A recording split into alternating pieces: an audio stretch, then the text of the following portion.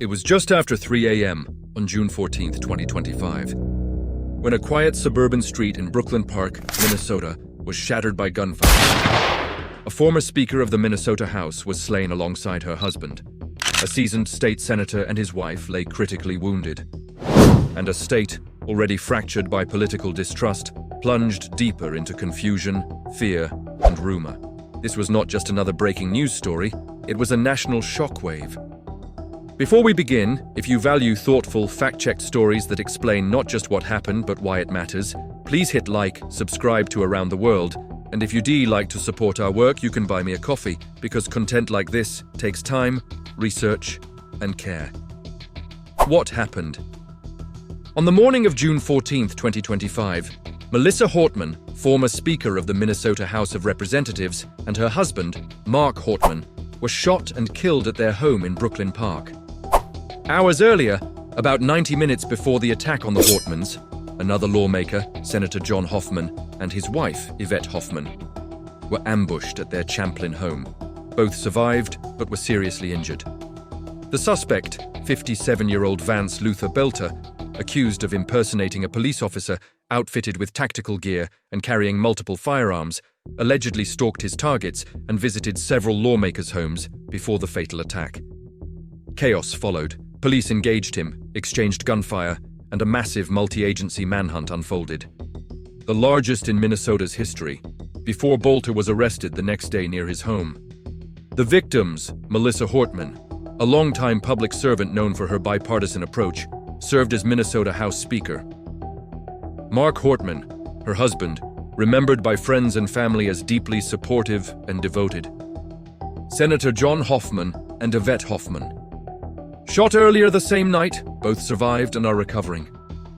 57-year-old Vance Luther Boelter, accused of impersonating a police officer outfitted with tactical gear and carrying multiple firearms. Vance Luther Boelter, once a security worker and evangelical preacher, now accused of pre-planned political violence, facing state and federal charges, including murder, attempted murder, stalking, impersonating a police officer, and weapons charges. Investigators report Boelter had compiled lists of officials he targeted, carried assault rifles, and staged his vehicle to look like an official police SUV. Boelter's wife, Jenny Boelter, issued a statement calling his actions a betrayal and extended sympathy to the victims' families.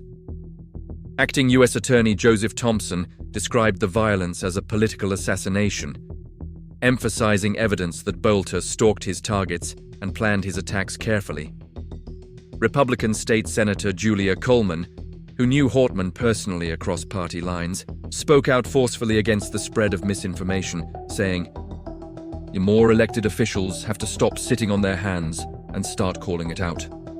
State representatives noted that some online still push theories claiming political motivations tied to unrelated scandals, claims that have no factual basis. Latest updates as of today, 30/12/2025. Boelter has been indicted by a grand jury on multiple federal and state charges, including first-degree murder with possible life sentences or death penalty exposure. Prosecutors also charged him with cruelty to animals for killing the Hortman's dog. Authorities continue to press both federal and state cases, with trials pending. At the same time, a separate political controversy over unrelated alleged fraud in Minnesota has intensified, with right-wing voices falsely linking that scandal to Hortman's death, a claim repeatedly debunked by lawmakers and news outlets alike. This tragedy is many things: a brutal act of violence, a loss of devoted public servants, and a moment that exposed deep fractures in American politics. But perhaps most striking is how, in the aftermath of loss, social media and political figures turned to misinformation, weaving conspiracy theories that distorted reality, even as official investigations continued.